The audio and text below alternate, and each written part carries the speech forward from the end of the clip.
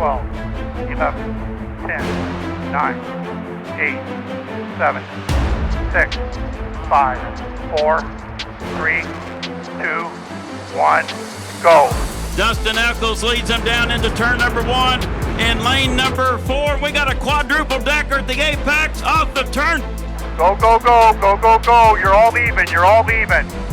You're all even, hold them in tight. You have a half a boat lane. They're right up against you. Hold your lane. Everybody is right up against you. Everybody's equal. As they head up underneath the bridge, and now J. Michael Kelly sticks his nose out just a little bit further. All 4 boats at the top end. Kelly, your leader, running, not giving up on the inside. 1 complete, 4 to go. Kelly in front by a boat length. The rookie, oh, we got a blowover. And he's blowing over. Dustin Eccles is blown over, and oh my. The final heat has been red flagged due to a spectacular blowover by Dustin Eccles.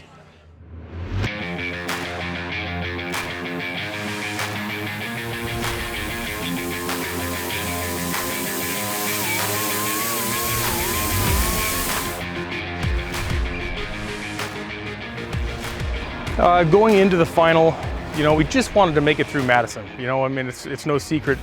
Madison's been a tough one for us. And so we went in there with the game plan of just trying to survive that race. And we qualified number 2. The boat was fast. We knew it was fast. I tried to put it in a good position. I didn't really want the inside at that race, especially in the final.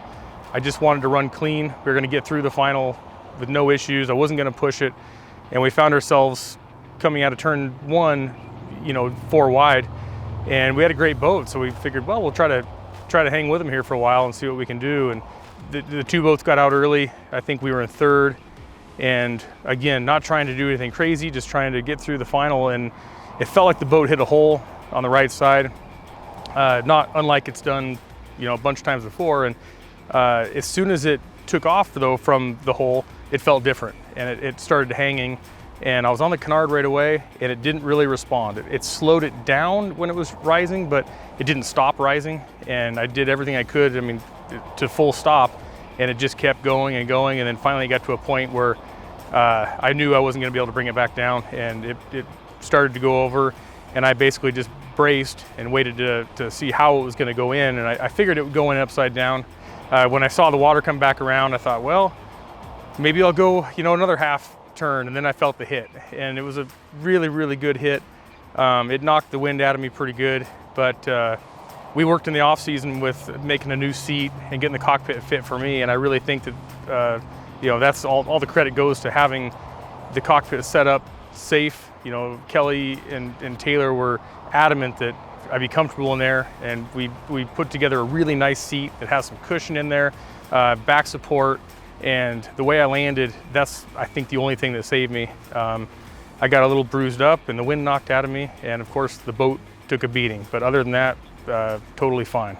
Just before the start-finish line, a bunch of debris came off of the right sponson, and after that, boat pitched up, and we firmly believe it was some delamination on the right sponson that caused what happened. But his blowover, I remember, sitting on the dock, and we're standing on the dock and watching it going, oh man, here we go again. But the first thing that caught my eye was that right sponson being delaminated, and immediately I went, okay, well, that wasn't driver error in my opinion. That was a boat issue. And once he landed, the first thing I said was, are you okay? And he got back and said he was all right. It shook him a little bit because it was unexpected. We weren't there trying to do that, you never are, but we were really just trying to survive and collect as many points as possible. So it landed on its swim step, which is on the left side of the boat, and the force from that buckled the bottom of the boat just after the break and wrinkled the decks, cracked and pinched a bunch of frames, it bent the honeycomb, it twisted the boat. So our first step getting home was to assess, but immediately get it onto a level jig, which we spent a lot of time getting the jig level and get the boat on and actually assess how bad it was twisted, how bad the boat actually was. And that left side was 3 inches off the jig and the right side was an inch off the jig, so it was bent pretty bad. The next step after that was to relieve any of the stresses. You want the boat to naturally, the best you can, relax back into where it's supposed to sit level on the jig. So we started cutting.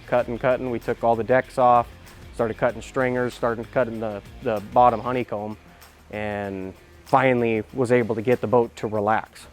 So after that point, once we got it to relax, we actually got the shaft alignment back in line, which is pretty incredible. That gave us a huge step forward in our timeline.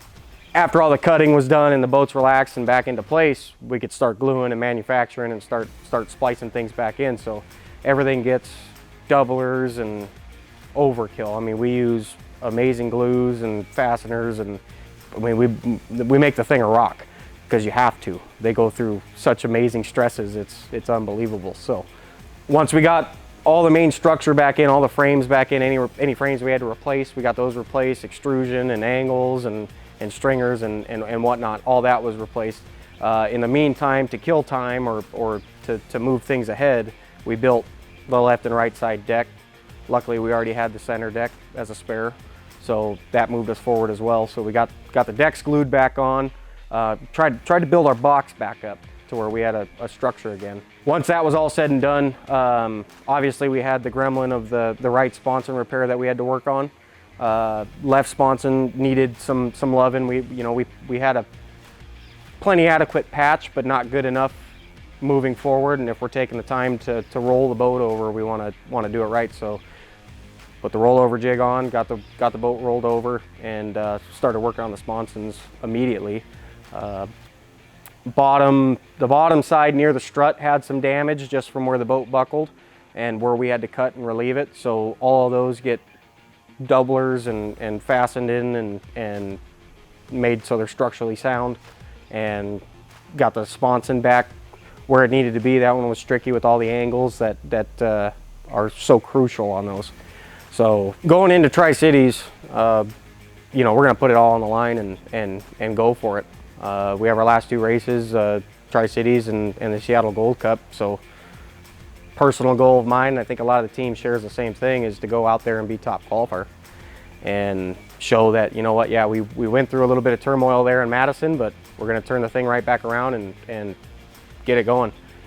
Maybe this will turn into a positive thing. We're always trying to look on the positive side of it, and coming off of running one of the fastest laps ever, we're pretty excited about continuing to make this boat fast.